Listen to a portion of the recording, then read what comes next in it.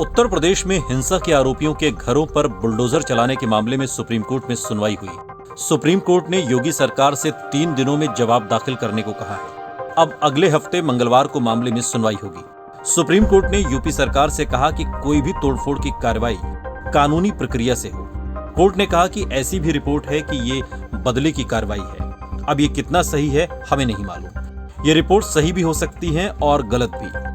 अगर इस तरह के विध्वंस किए जाते हैं तो कम से कम जो कुछ किया जा रहा है वो कानून की प्रक्रिया के अनुसार होना चाहिए। कोर्ट की ओर से की गई इस टिप्पणी पर योगी सरकार की ओर से तुषार मेहता ने कहा, क्या अदालत प्रक्रिया का पालन करने वाले निर्देश जारी कर सकती है?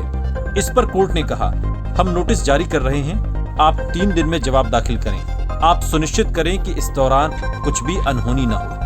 आपको बता दें कि जमीयत उलेमाए हिंद ने सुप्रीम कोर्ट का दरवाजा खटखटाते हुए कहा कि कोर्ट यूपी सरकार को निर्देश दे कि उचित प्रक्रिया का पालन किए बिना कोई विध्वंस नहीं किया जाए। योगी सरकार की ओर से सीनियर वकील हरीश साल्वे ने पक्ष रखते हुए कहा, किसी भी धर्म को टारगेट करके कार्रवाई नहीं की जा रही है।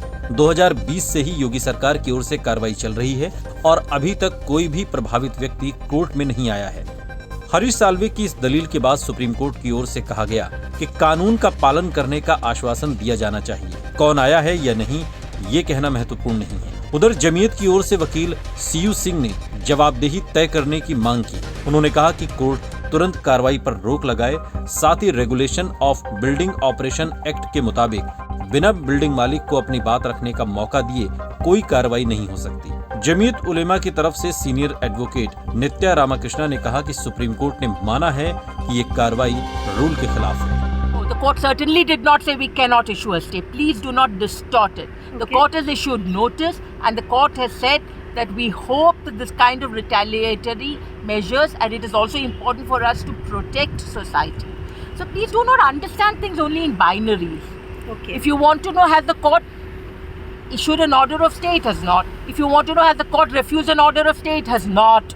Okay. But the court has expressed the clear intent that this form of retaliatory demolitions is against the rule of the law.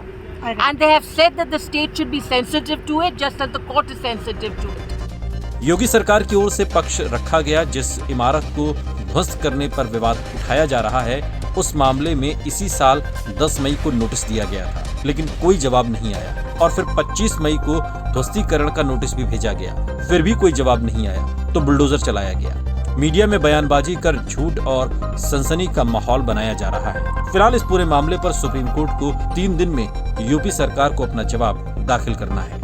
इस वीडियो पर आपकी क्या प्रतिक्रिया है कमेंट सेक्शन में हमें जरूर बताइएगा। साथ ही देश और दुनिया की तमाम बड़ी खबरों के लिए देखते रहिए आज तक। फालतू बात या बकवास नहीं करेंगे बर्दाश्त। खड़ी हो जाएगी खाट जब चित्रा लगाएगी वाट। वाट लगाती चित्रा त्रिपाठी। सिर्फ आज तक डिजिटल पर।